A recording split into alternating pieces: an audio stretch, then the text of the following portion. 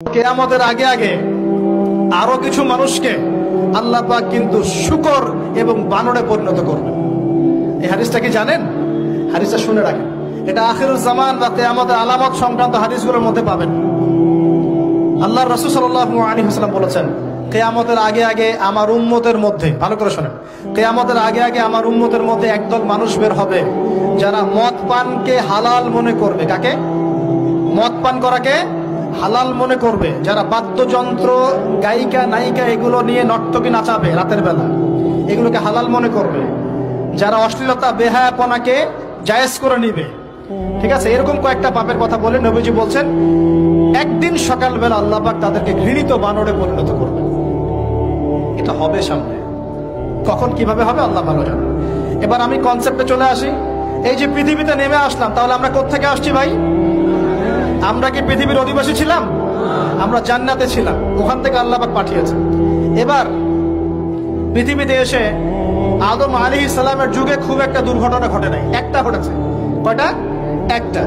ভাই হাবিলের কুরবানি কবুল হয়, কাবিলের অন্তর্দাহ হয়, জ্বালা হয়। কেন হাবিলেরটা কবুল হবে, কাবিলের কেন হচ্ছে না?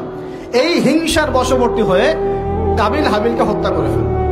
হত্যা করে লাশটা দাফন করার পদ্ধতিও তার জানা ছিল না। আল্লাহ কাককে পাঠালেন, কাককে দেখে সে শিখল। প্রথম দুর্ঘটনা হচ্ছে হাবিল কাবিলের দুর্ঘটনা।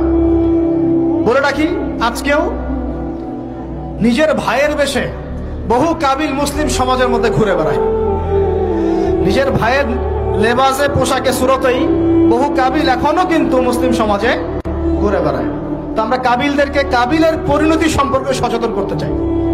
হাবিল বলেছিল, তুমি যদি আমাকে মারতে আসো, আমি তোমাকে মারার জন্য হাত বাড়াবো না। হাবিল জান্নাতে যাবে আর কাবিল জাহান্নামে যাবে।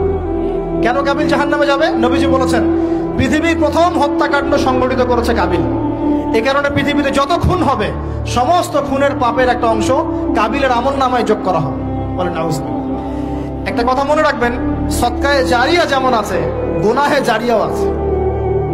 একটা মদের দোকান দিয়েছেন, যত মানুষ মদ খাচ্ছে, সমস্ত গুনার একটা অংশ আপনার কাঁধে আসছে। সিনেমা হল করেছেন, মানুষ সারাদিন নেকড়া ছবি দেখে, নগ্ন ছবি দেখে, যত মানুষ এখানে পাপ করবে, সমস্ত পাপের একটা অংশ আপনার কাঁধে যাবে। আবার একটা মাদ্রাসা করেছেন, যত মানুষ এখানে দ্বীনি ইলম শিখবে, এই নেকির একটা অংশ আপনি পাবেন ইনশাআল্লাহ। মরে গেলেও কবরে পাবেন ইনশাআল্লাহ।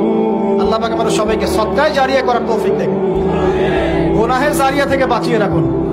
খুব খেয়াল রাখবেন, আল্লাহ পাক আমাদের হেফাজত করুন, বলি আমিন।